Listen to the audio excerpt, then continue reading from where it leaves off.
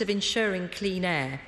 And I can tell the House that since 2011, the Government has announced over £2 billion to help bus operators upgrade their fleets, support the development and take-up of low-emission vehicles, reduce pollution from vehicles such as refuse trucks and fire engines, and to promote the development of clean alternative fuels. And then, in addition, in the autumn statement, we announced a further £290 million to support electric vehicles, low-emission buses and taxis, and alternative fuels. Our actions have enabled the UK to make significant progress on improving its air quality since 2010. We now have lower emissions of the 5 key pollutants: volatile organic compounds, sulphur dioxide, ammonia, particulates and nitrogen oxides. However, due to the failure of Euro vehicle emission standards to deliver the expected improvements in air quality, the UK is among 17 European countries, including France and Germany, who are not yet meeting EU emissions targets for nitrogen dioxide in parts of some of our towns and cities. We are taking strong action to remedy that. My department, since last November, has been working jointly with the Department for Transport to update the Government's National Air Quality Plan for nitrogen dioxide. We've updated the analytical base for the plan to reflect new evidence following the VW scandal and the failure of the EU's regulatory regime to deliver the improvements expected on emissions. The plan adapts to these new circumstances by setting out a framework for action. So, following long-standing precedent, we have now entered the period of pre-election sensitivity that precedes elections. In accordance with the guidance covering both the local and general elections, the Propriety and Ethics team in Cabinet Office have told us that it would not be appropriate to launch the consultation and publish the air quality plan during this time.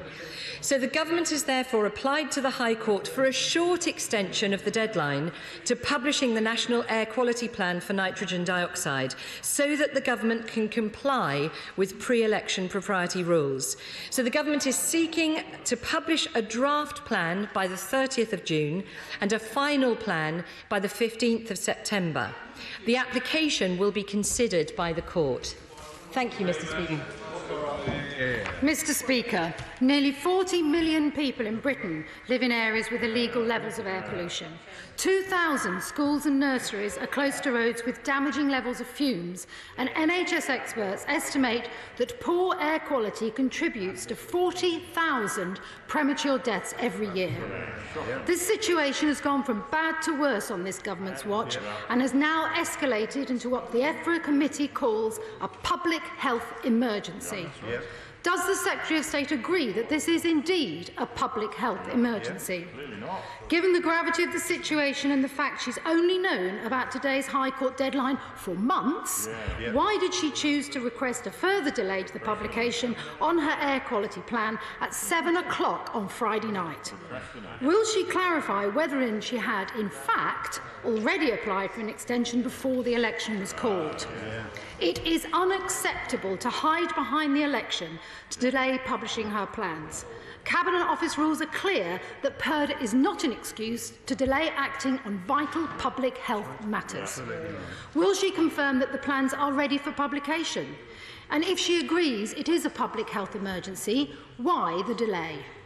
Isn't it the case that the Government is doing everything it can to avoid scrutiny because it is missing its own commitments, has no strategy and wants to yet again kick this issue into the long grass?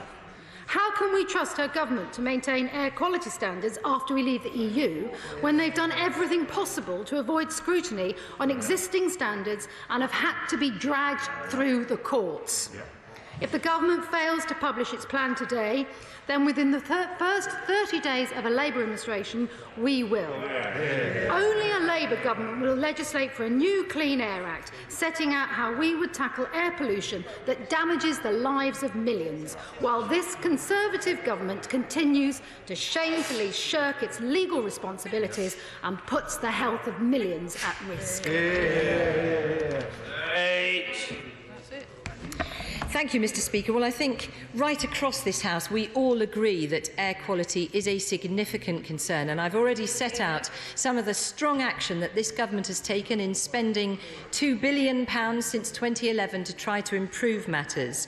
It's exactly right. We do have our draft air quality plan for NO2 ready, and she asks, why do we have a late extension? I can absolutely explain to her that in the course of developing our draft plan, it was very clear that local authorities will have to play a central role in delivering the final air quality plan. So government initially sought to defer publication of the plan and the launch of the consultation on it until after the PERDA period for local authority elections. Since that application was lodged, the Prime Minister called a general election and a further period of PERDA commenced on the 21st of April. And as she will know, government normally seeks to avoid launching consultation exercises during PERDA periods. It is absolutely vital that we get this done, and it is our intention that we will publish this on the 30th of June, which she says within 30 days with a Labour administration they would be publishing. That would actually be later than the intention of this government.